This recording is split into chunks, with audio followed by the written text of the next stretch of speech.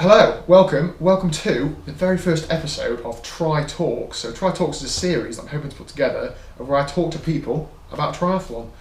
James has very kind and volunteered to be the first one to do this. You might recognise James from Have I Told You About the Time in my Ironman Wales video. I'll leave a link down below if you haven't already seen that. So thank you, James, for agreeing to talk to me about your triathlon history and your most recent big triathlon. I thought we'd kick off by perhaps tell us a bit about yourself, how we know each other, that sort of thing. Yeah, so we met through your dad, who I met at Sutton in Ashfield Harriers Athletics Club. Used to run with him, doing marathon training and whatnot. And then I guess he must have mentioned you, and then I think you must have come out on your bike with the cycling club that I'm a member of.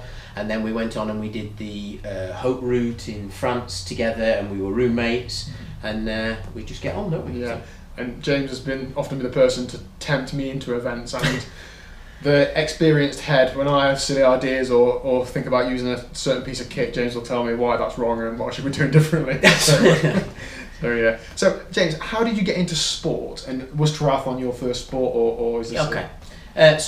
When I was at senior school, I had an operation on my leg, and so I couldn't do PE at all. So I never did PE at all while I was really at senior school after the first year. So I guess I was frustrated. It was quite good really, because it meant I didn't get into team sports, so I don't suffer with my knees now. And then as I was getting towards the end of senior school and the hip operation I had was right in itself, I decided I wanted to go in the forces, so I started running basically. So running and swimming when I was a kid were my first two sports. So a fitness test to get in, I take it? There was a fitness test to get in, yeah, so I can remember being about maybe 15, 16 and going running with some lads. They basically absolutely destroyed me, and I can remember thinking, yeah, I need to get fit at this. I'd always swum yeah, it happens a lot. I'd always swum right from being 5 in a lifeguard club, so I was a confident swimmer, not necessarily quick, but pretty confident. And then my running just gradually improved. And as a kid, I was aware of Ironman. Actually, interestingly, my mum and dad bought me a Timex Ironman watch. It will have been whatever the first year Timex sponsored Ironman, and I can remember thinking, I wonder what an Ironman is, and reading up about it in a magazine and thinking, I'd love to do that one day. Sounds ridiculous, right? Yeah, well, they're unbelievable distances, aren't they, really, when you think about it. And then basically I was a member of a running club, but when I came back from the army, I was a member of a running club and got longer and longer, trained for marathons and things like that. Did a couple of over marathon distance runs. And then a friend of mine called Gary Goucher, who is basically Mr. Outlaw, he's done every outlaw event. He said, oh, perhaps you'd like to do an Ironman, and so I signed up for a half Ironman. I gave myself a good year's preparation for it, and I did Wimbledon 70.3, which is an Ironman branded one, and then the following year, so 2 years of training, I did the Outlaw full. Basically. Excellent. That's great. Some of this I don't even know, so it's good to hear. So how long have you been into triathlon then as a sport? 2014 I did Wimbledon, and I think earlier on in that year I did some Southall. I think I did Southall Sprint Try, and maybe I've seen the t-shirt. Yeah. Yeah. Okay, so that brings us on to the sort of main reason we wanted to get James here to talk about was this year you did a triple Ironman, so a continuous triple Ironman. Yes. So I've got a lot of questions about this. Okay. Obviously, we're all in awe of what the event entailed and how you did it. So I thought I'd sort of fire away. And if anybody's got any other questions that aren't answered in this video, drop them down below, and I'll harass James a bit more and get him to respond to them as appropriate. So I thought I'd first start with why. What makes you want to do an event like that? Okay.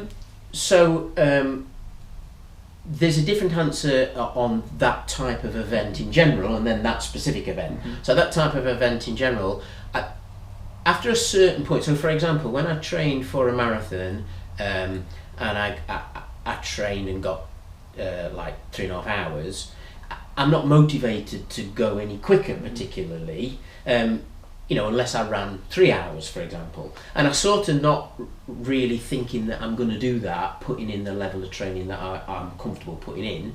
So I'm more motivated by races that make me think, can I even do it? So, if running 50 miles, for instance, or swimming 5k or 10k or whatever, or doing a double or a triple Ironman, that's what motivates me. That particular event, the triple brutal, that was basically while I was training for my first Ironman, the Outlaw. I think I saw something on TV about some Welsh rugby star preparing to do an Arctic solo ski to the South Pole, I think, and he was doing part of the double brutal as his training. And I can remember looking at it. He didn't do the swim, but I can remember looking at it and thinking, I could probably. That's the sort of thing that I might be interested in. So the second year of my Ironman sort of distances, I did the Outlaw full and the brutal full distance in Wales. To see if I could do 2 Ironmen in a year, and then that led me on to doing the double the following year, and then the triple this year just gone. Okay, so tell us a bit about the brutal events then. What do you like about it? Okay, that's really easy to say. So brutal events are a small race organiser that do a couple of ultras. They do a coastal ultra down south, they do a Brecon Beacons ultra run, they do the brutal triathlons, half, full, double, triple, all sorts of crazy things, and they do 1 or 2 other. They're just really small. They put loads of obstacles in your way of completing these events, like mountains and freezing cold lakes and things like that, but they themselves are definitely there to help you complete it. And I notice the difference between that and, let's say, Ironman branded events, where I'm forever seeing swims cut short, bikes cut short, often with very good reasons, but sometimes a little bit more care from the race organisers will prevent that happening. Like you've missed a cut-off by a minute. Yes, and I don't really think that's, because a lot of people are not going to be at the sharp end of these races, myself included, so it seems a shame to rob them of their dreams and achievements for a technicality. And as we all know, rules are for fools and only guidance for wise men. Okay, so the actual triple brutal course then. Yeah. So swimmers in a lake which you've already alluded to was quite cold. So Lake Padorn in Llanberis is a really cold lake. This year for the triple, it was cool, but I'd got my kit better. But the first year that I did the brutal, when I did the iron distance brutal a couple of years ago, it was horrendously cold. It was probably the closest I've ever come to packing up. It was just an iron distance swim, which isn't a particularly long swim for me, but getting towards the end of it, I was absolutely freezing cold. Poor kit choices and a particularly cold lake that year. But yes, it can definitely be cold. So it's a lake swim and it's 7.2 miles? 7.1 actually, 7.1 mile, and then it's a 348 mile bike ride, which is a 29 mile loop, and that's really hilly. How much climbing's on the loop? There's about 2,500 foot per loop, I think. Yeah, I think you remember you telling me about 26,000 feet something. It's like Everesting or close, I think. Yeah, and then onto the run course. 75.3 miles. Which includes? Full ascent and descent of Mount Snowdon. Okay. Yeah, but only one. You don't have to do that 3 times. So that's pretty cool. All right. So we'll come back to how your actual race went in a little while. Yeah. Okay. So you've picked the event. You've got your sights set on it. Yeah. How do you begin to prepare for something of this magnitude? Okay. Yeah. That's really straightforward in a way. Okay. So for a triple, I would say that I prepared for 4 years, really. So the idea popped into my head while I was sort of iron distance on a flat course fit. And so then the next year I looked to do an iron distance on a hilly course. I did the brutal. And then the following year I increased my volume through the early part of the year and did the double distance. And that was a good year because that was the year we did the Holla as well. So I planned that training. So I tend to plan quite far in advance, and that's what I've noticed. It's not really because I think it would be impossible to complete the triple on a year's training. Some people could, I guess, but you're sort of missing out on the enjoyable bit, which is the build up and all the things you do on the way to it. And so I don't like to rush these things. I like to prepare properly if I can. So a typical year for me would be I'd sort of start in January, I stutter step for a couple of months until I find my fitness, and then my main target would be something like a couple of cycling camps in spring, and then build up to do a 100-mile run in May, which is I normally do the Long Distance Walking Association 100 miler. Was nodding like this is a normal thing, yeah. And that would be like my sort of May bank holiday weekend. And then I sort of consider my run training done, actually. I will run after that, but I'll just run perhaps 2 or 3 times a week, and I won't worry too much about banging in massive mileage. But from that weekend, what I'll do then is I'll start increasing the cycling. And for the double year, I trained really hard on the bike, going to the Alps on a holiday for a week, and then riding plenty, commuting to work, and then we went and did the whole route, which is a solid week of long riding. I don't want you guys to think that because you're doing such a long event, that means that you're just a real diesel engine, no real kick. When we did the Holla route, James beat me on a 7-day stage race, and I like to think I'm an okay cyclist. So whilst he's training for the double Ironman, he still had the form to put in a really high intensity week in the Alps. Yeah, and a lot of that is because you've done lots and lots of preparation beforehand, like not just the year before, but the year before, the year before, the year before, and that makes a big difference. And also, I think being a little bit older helps because you're less overawed. For me, I find that when something goes wrong, I'm able to think, well, it went wrong before and I got over it. So whereas I think when you're a bit younger, it's a bit more of a shock because you're infallible, aren't you? You've had less experience of stuff going wrong. So the Hope route was really good training. And then when I came back from the Hope route, I just had 2 weeks before the double brutal, and I just concentrated on swimming basically, and then did the draw. So it tends to be a whole year. And then as soon as I've done those events, which are normally sort of the end of summer, like September, I basically have the last part of the year off. I do a few races, but I tend to get ill, like I've got a cold now, and I just chill out and then start again in January. Okay, so like a normal training week for you. So you early in the year you've done your 100 mile and most of your run work's there. Let's say we're in July or August. You generally abroad that sort of time of year? I try to be as much as possible. I mean, I have to work and I'm not abroad as much as I'd like, but the holidays, because my wife is into riding a bike and running and swimming and things like that, they tend to be a bit like training camps, really, our holidays, I suppose. I mean, I ride, when it's summer and the weather's nice, I might ride like 250 mile a week pretty regularly, I suppose. I used to work about 12 miles away, and I'd commute, so that'd be 22 mile a day, 5 days a week, and then a long ride on a Sunday, plus a couple of club rides at night. So you soon get that mileage up, really. There's a lot of consistency. Would you ever do like a real big training session? Would you have a day where you do 12 hours on the bike? So I definitely do what I consider to be big days every so often. I mean, I do have I use a wall planner like you can see over there, and I stick it on my wardrobe so that I can see it. And basically what I do is I build up for 3 to 4 weeks, and then the 4th or 5th week I knock back to the amount I did in the 2nd week, and then I build up again. And so I tend to increase volume or intensity for 3 or 4 weeks, and then I knock it back a bit, and I just repeat that process over again.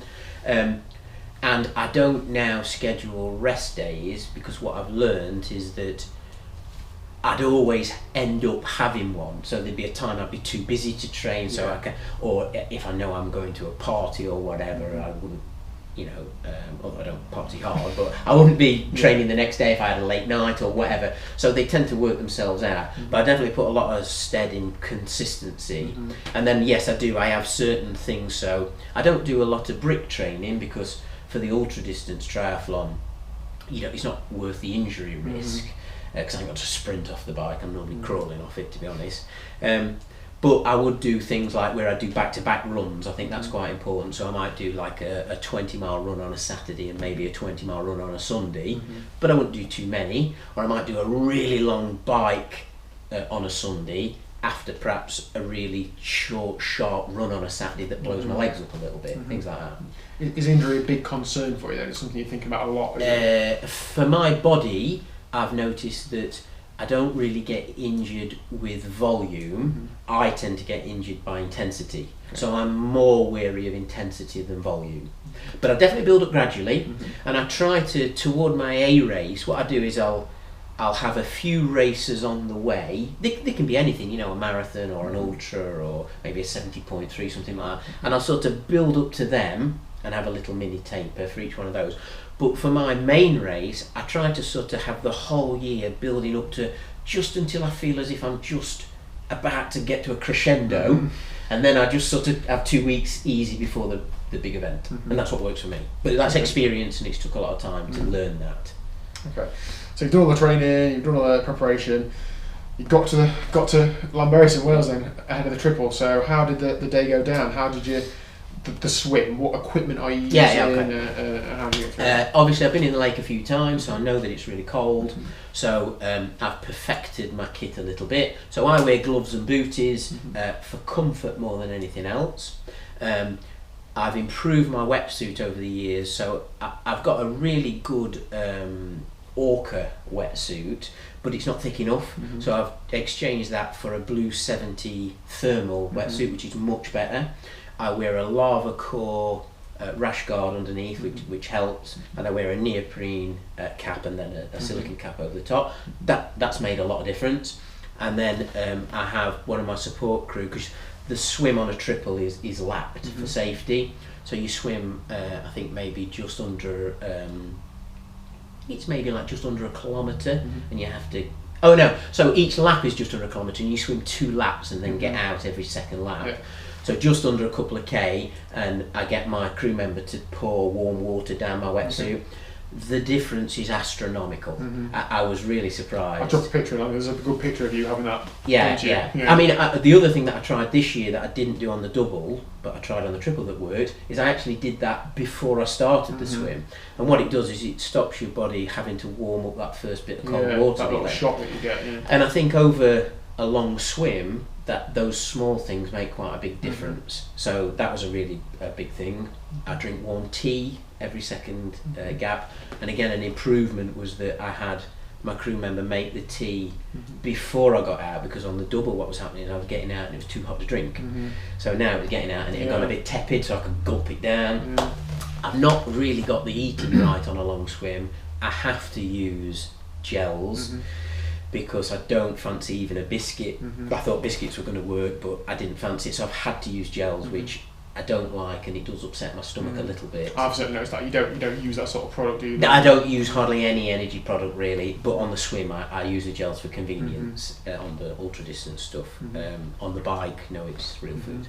Okay, so you're out the swim, and then you're getting on the bike, and what was the weather like that day? Yeah, so the weather for the whole of the triple wasn't particularly memorable. It was okay. It wasn't. The year before that I did the double, Matt, who you know, my support rider, the weather on the bike was, I mean, I'm not kidding, it was absolutely incredibly bad. I think biblical rain. It was insane, and it was a 50-mile-an-hour headwind. It was torrential rain. It was awful. But the triple wasn't too bad weather-wise. But you are, of course, exceptionally cold when you get out of a long swim. Even if the water is not cold, you're cold after a 7-mile swim. So the first lap or two is just about getting warm. So I'm wearing everything. I take it in transition, you're getting fully changed into a cycling. Absolutely. I wouldn't on something like a double or a triple. Normal cycling kit, definitely, and tested bibs as well. Make sure that you're comfortable. So it was 336 miles. 348. I checked the website today. 348 mile on the bike, which again is 29-mile laps. That is, it's hard. So break it down.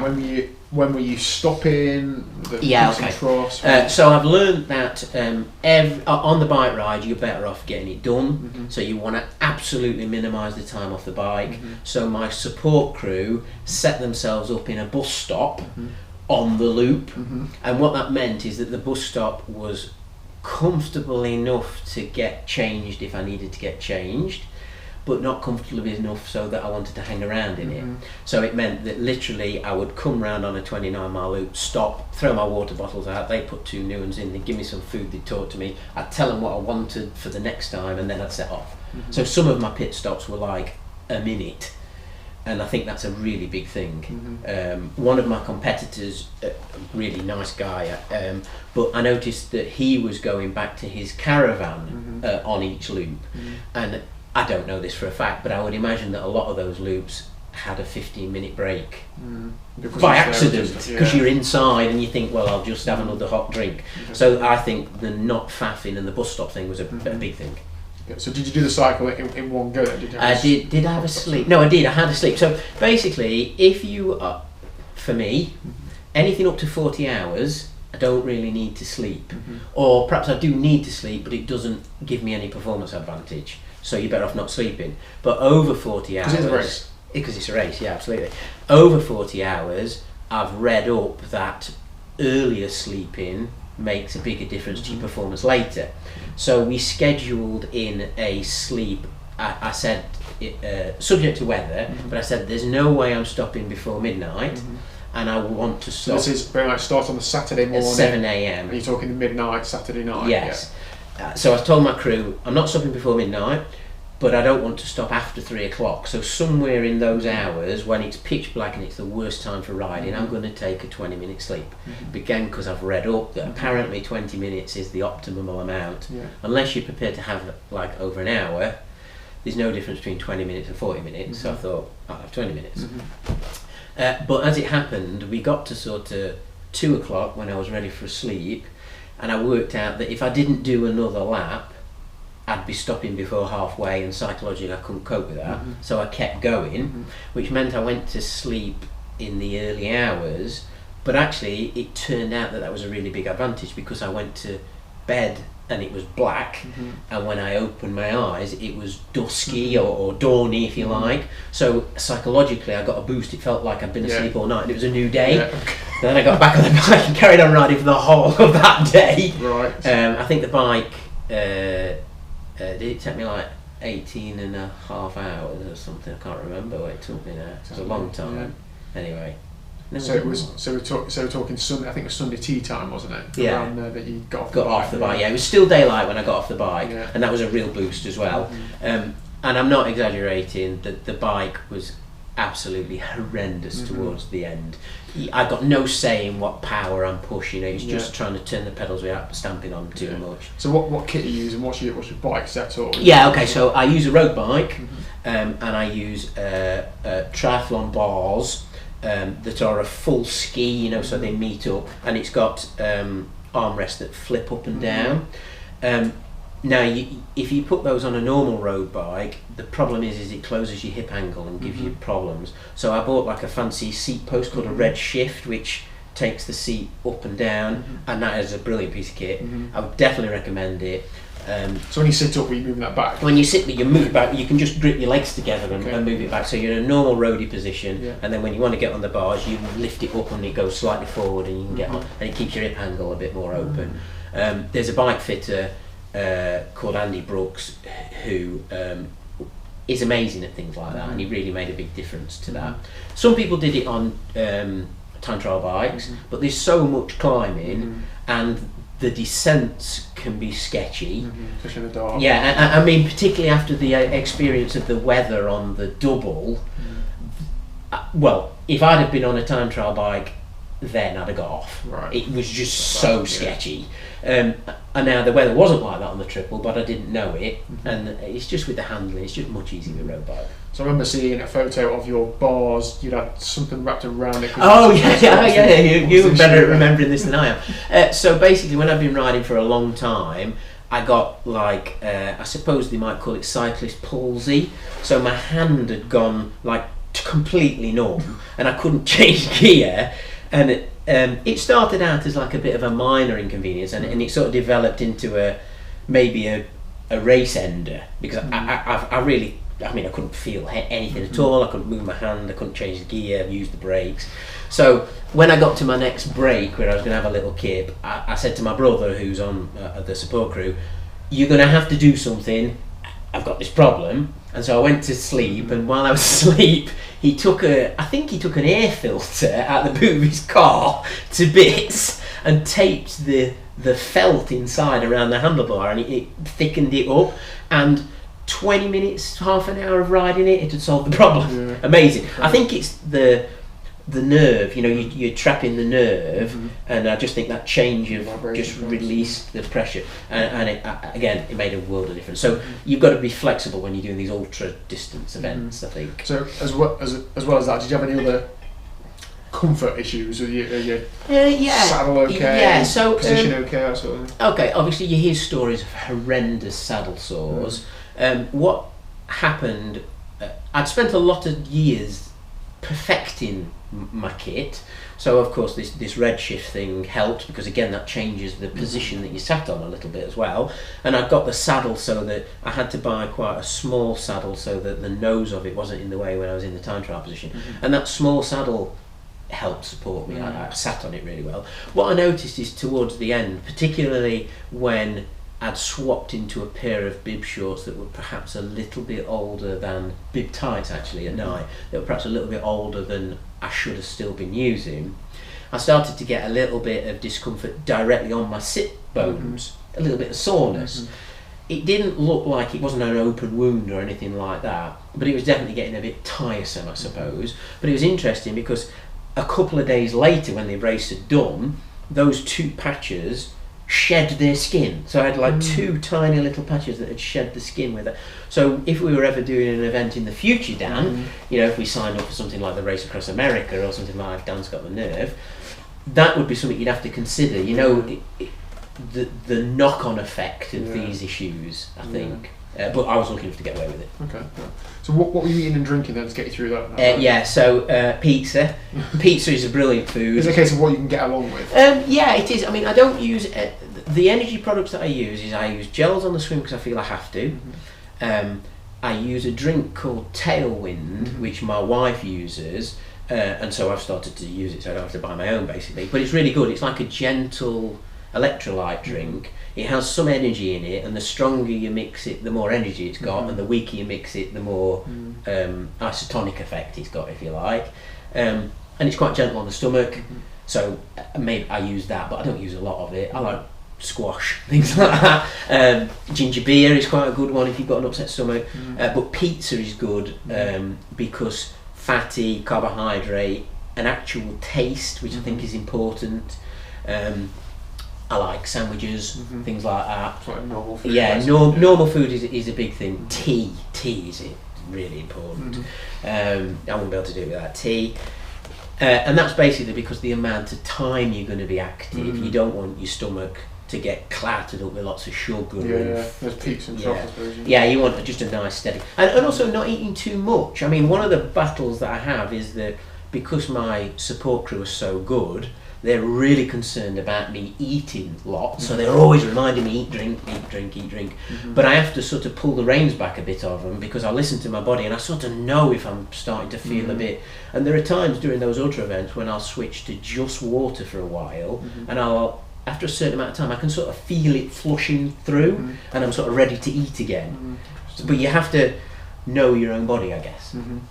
Okay. So you get off the bike, Sunday tea time, having started the event Saturday morning, and then faced with... Run up and down Snowdon. Which was great because it was daylight. Yep. The sun was sort of going down, so it was a nice clear day by then, so that was quite an enjoyable thing. And I liked it because you can see where your competitors are, which I really liked, because that doesn't happen to me very often, because normally they finished, but you can see where your competitors are. And also... I'm quite a strong walker. When we've talked about this before, you do a lot of walking at pace, and does that help you in the... I think with ultra distance triathlon, and maybe this would come into just iron distance races as well. I think there's a difference between walking because you're knackered, and which usually involves you feeling a bit. And walking with an intention, and I find that I'm quite good at concentrating and walking with an intention of being quick. And what I find is that so if we take the iron distance brutal I did a few years ago, the difference between me walking up and down Snowdon with intention and the fastest person who ran up and down it was 20 minutes, which is nothing really in a race of that sort of distance, and that's so. Walking is a really useful tool to have. So I tend to walk up and then I'll sort of stumble down. Because you don't want to fall over. No, that's the other thing. I'm quite comfortable at reining myself in, because through experience I realise that sometimes it's like more haste, less speed in it. You just take your time. Okay. So that was Sunday tea time. The ascent and descent is what, 2 or 3 hours. Is it? Yeah, a couple of hours, something like that. So then, did you go straight on to ascent? You go around. Yeah. So the plan was that I was going to complete the bike, run up and down Snowdon, and then have a kip. Mm-hmm. But I ran up and down Snowdon and felt really good, and I said to my support group, I'm going to keep going. Mm-hmm. So my memory gets a little hazy on the run because you're not really with it, but I think I did 2 more laps. Which are about 5 miles. They're 5.5 mile laps. They're called the lake lap because it's around Lake Badon, which sounds as if it'd be really easy, doesn't it, running around a lake? It's horrendous. It's worse than the Snowdon bit, definitely. But without a shadow of a doubt, it's worse. So basically, it's about 2.5 miles pan flat, where you can actually see where you're going, which sounds good, but it isn't. It's awful. And then it is an incredibly steep, long road hill for about a mile, and then the rest of it is off-road up and down like that. It's really tough. So I think I did a couple, and then I had 20 minutes sleep, which made not a lot of difference. The 20 minutes I had on the bike made a big difference. That sleep was a bit of a disaster. This is like halfway through the night on Sunday? Probably, I would guess so, yeah. So then I got up and I did 2 more laps, I think, and they were okay. And then I did 2 more laps with a friend of mine called Yogi, and they were horrendous. Awful. I mean, Yogi claim you fell asleep. Well, yeah. I mean, so I don't know this by fact, but the second one of those 2 laps, I wasn't with it at all, and I can remember some of my competitors were passing me on a hill, and I was really angry about it inside. I made out that I was fine, but I wasn't fine. I was livid.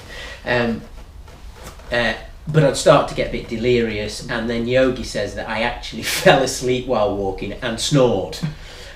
One of the things I do know is that I was definitely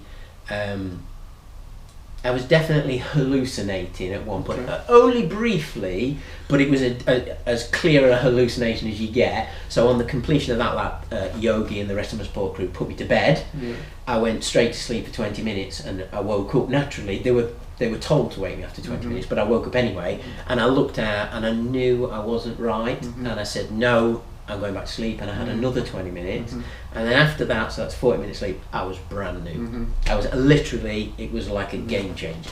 So you mentioned competitors earlier. I think we forget you were in a race. So when you get off the bike, do you know what position you were in? Bear in mind how many people start at the event? Yeah, so did something like 14 starts. Low teams when it started, yeah. Something like 14 start, and I think maybe did 6 finish. Yeah, the attrition rate was honestly quite high. 6 finished. So basically, everybody bar the person in the lead, who was incredible, and then just to make it worse, was a really nice chap as well. But he was incredible. Everybody else completed the bike ride in like between 6 hours 10 minutes and like 6 hours 40 minutes. Everybody got off the bike within that sort of time. Behind him, he was like maybe an hour and a half or 2 hours ahead, and he'd also, I think, had a massive sleep on the bike as well. So actually, he was hours and hours ahead. Incredible athlete. But everybody else was broadly the same. So on the run up and down Snowdon, the leader was just in front of me because he'd had his sleep, so I saw him coming down, and then as I was coming down, I sort of passed over. So I think I got off the bike. In maybe something like. Do you know, I'm not sure. I'm not sure, but I remember seeing my competitors and sort of being able to gauge where I was. But then what happened, of course, is it went completely wrong on the run. So all these people passed me, and I think I went to sleep and got up in like 5th or something, and then crawled them back on that last third of the run. Because I remember this is sort of like Monday morning now. Yeah, probably. Yeah. I remember being at work, knowing that James had started this event Saturday morning. I'm tracking him online. It's not like an Ironman event where you've got splits every kilometre. You've got 1 split per lap. So you're looking at the times that you're doing, and it looked very close between you and a few other people. And as well as that, you're getting some sort of mixed messages from the crew. He's asleep, he's doing well, he's not doing well, it's tough, and all of that. And it looked like it was getting to be a bit of a race. And I think you actually got quite close to a couple of competitors, didn't you? So as the day went on, how did that progress? Yeah. So that was the biggest high of the whole event for me was the fact that I was relevant towards the end. And for athletes like me, mid-pack age groupers or whatever, you're very often not really relevant, are you, in the grand scheme of things? So the biggest thing for me was that I was relevant. The person who won the event was away and clear, but it was nice because I saw him, because you do lots of laps, so I had some laps where I walked with him for a bit and chatted and things like that. But basically between second, third, fourth and fifth, it were nip and tuck. I mean, a matter of minutes. It was nip and tuck, and that's to do with people have had different amounts of sleep as well, and people are running laps of the lake in such different paces. So, for example, I would imagine it's like 5.5 miles, and I could probably go and run one of those laps, let's say under an hour or whatever, but they could take you 3. It's that bad. You're that shattered that your performance varies so much. So basically what happened is with sort of 20 odd mile, like a marathon to go, it was basically like a foot race. And I think the closest did it get that there was like 10 minutes between maybe second, third and fourth, something like that. So that was really good. Yeah. And you finished what place? Second. Yeah. Cool. So and that was basically down to I would say experience and knowing not to push too early, and then also knowing that when it came down to sort of 20-mile foot race, that I pushed probably a bit harder than I would have liked earlier, but safe in the knowledge that I can deal with suffering a bit more towards the end. So I was able to put a big enough gap into the guy behind me to make him give up mentally. So he didn't give up, he kept pushing me all the time, but to know if he could see the gap was growing, he had a choice, didn't he? He either had to go maniac to try and catch me, or give it up. And so I wanted to put enough work in to make him give it up, and that's what I did basically. And then I just kept going. Awesome. So you mentioned a couple of times about support crew. Yes. What sort of crew is required to get you through an event like this? Okay, so according to Brutal Events, you only really need somebody to take you up and down Mount Snowdon for safety, basically, because by the time you get to that point, you're not making good decisions all the time because you're a little bit tired, and so you need somebody that keeps you safe and make sure that you're not going to wander off a cliff or whatever. However, I would say that you need support pretty much the whole race. I would say, even if they weren't doing what my amazing support crew did, even if they were just there to say you're doing well when you got out of the lake once maybe, or even if they just handed you a sausage roll on one of the laps, that would still make the world of difference to you. My crew were absolutely incredible, and that's because 1, they were incredible people anyway, and 2, most of them had supported me on the double, so they knew exactly how the format worked. So basically there I wrote everybody's name down so that everybody gets a mention. So I suppose the leader of my crew was Ash, my brother, and then there was Matt Bagshaw and his wife Shell. Matt, you cycle with him. James Saxby from the cycling club, Yogi and Sally from the running club, Ben Innes from the cycling club, my mum and dad were there, and my wife Kate were there, and everybody plays their own role, but they were a particularly good crew. By the standard of everybody there, they were particularly It's a lot of people, isn't it? So you had somebody, I might say you had somebody with you on the bike all the time. Yeah, so basically Matt, Ash and James were there when I got out of the lake laps to pour water down my neck and give me food and words of encouragement. And James was also supporting my wife, who was doing the full duathlon distance, because she doesn't want to stand around waiting, so she just went and won that outright while she was there. And James supported her on that. And then on the bike, I did a few laps in the day on my own, but then on the double I'd learned that having somebody to cycle with, it's quite important. These people only cycle at the side of you, about a foot behind you. They don't cycle in front of you, drafting you because it's frowned upon, that sort of thing. And that's basically because I don't really care whether I won it or finished last. For me, the event was to complete it, and I wouldn't consider it completing it if somebody rode in front of me. So it wasn't that I'm a stickler for the rules. It's just I don't see the point really. So I had like Matt and James Saxby. They rode with me a lot on the bike course and just keep you mentally activated. And it's funny as well because it gets to the stage, or it got to the stage for me where I'm not even holding a conversation with them. I mean, I was that exhausted on the bike. I remember James Saxby messaging me saying he'd done a few lap legs with you. I've gone through everything, and I was like, have you done army days? Yeah, done them. Right, I'm out. I mean, everybody knows, I mean, I like to talk. I'm comfortable talking. But, I mean, on the bike, at one stage, I was just going, and sighing every time I had to turn a pedal to get over a little hump of the hill. And then on the run, somebody had to take me up and down Snowdon. James Saxby took me up and down that. And then people took it in turns to do late laps with me. But it's funny because the most important part of the whole event for me is to have all the people involved. I know it sounds a bit wet, but I really do get a buzz out of it, and it inspires people to do stuff as well. Like loads of people sign up for brutal events and doing things now. Well, I'm looking forward to see who watches this and then makes a silly difference. You should definitely do it. And again, because I'm perhaps not going to be bothering people at the front of races, you know, my gold medal is seeing other people sign up for these things and doing them as well. I get a kick out of that. It's pretty cool, isn't it? Wow, awesome. So you've done the Triple Ironman, you finished. How was that first night? What do you do? Yeah, so I suppose with the exception of those late laps when it all went a bit wrong, I finished relatively comfortable as you can do these events, and felt okay. But it was really strange because within sort of 20 minutes of stopping, I'd sort of lost all ability to function. So I was able to chat to all of the race event organisers and the fellow competitors and things like that. But then basically, as soon as that ended, I couldn't really stand up or communicate. So Matt had to take me in the car to the campsite that I was on, and then my dad had to literally hold me up in the shower, and then they had to drive me from the shower block to the camper van that I was in, and then I got in the camper van. My mum and dad said, do you want to go out for something to eat?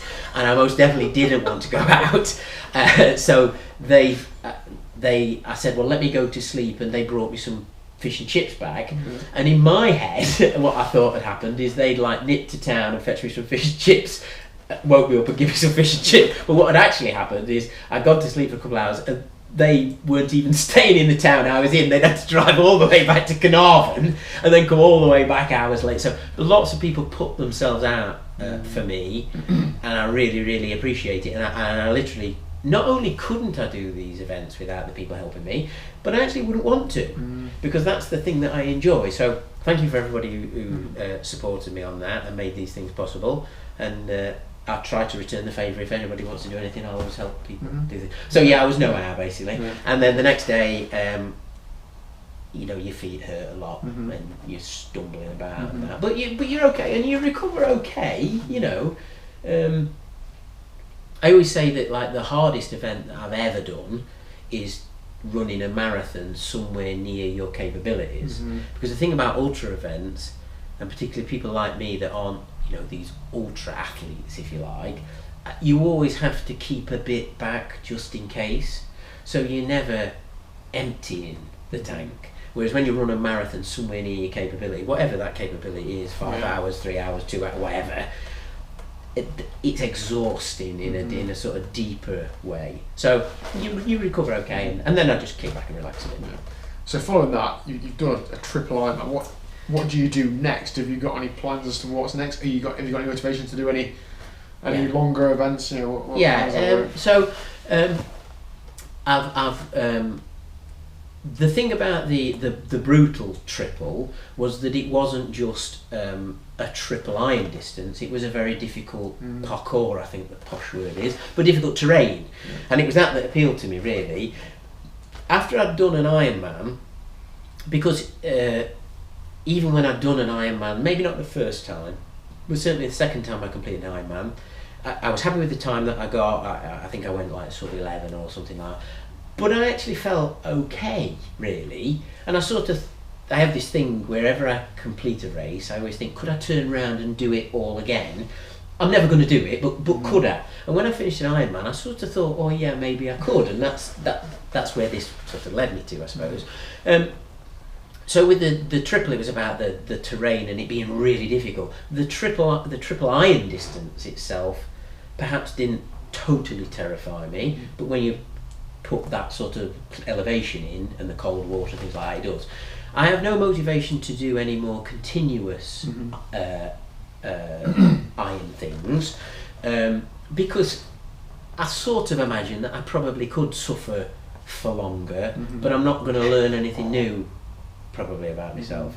So that's not my wife poking her head around the door. So one of the things that I'm interested in maybe is to do a 1 a day multiple, so an Ironman a day for a certain number of days. There's a race called a Decker, which I don't know if anybody's interested in, but I think you might like it, which is basically an Ironman a day for 10 consecutive days, and the only really rule is that you have to be on the start line for the next one at 7 a.m. the next day. And the official one is a lake swim again, and road ride and marathon. Okay. Whether I could do that or not, I don't know. But statistically, it's harder than doing a continuous Decker, which is a 24-mile swim, 1,120 mile on the bike, and a 264-mile run. That is easier than the 1 a day. So it's the 1 a day that I'd like to have a go at. Very good. Okay, well, thank you very much, James. I think you gave us a good overview of the event and an insight into what goes off in your head. So thank you very much.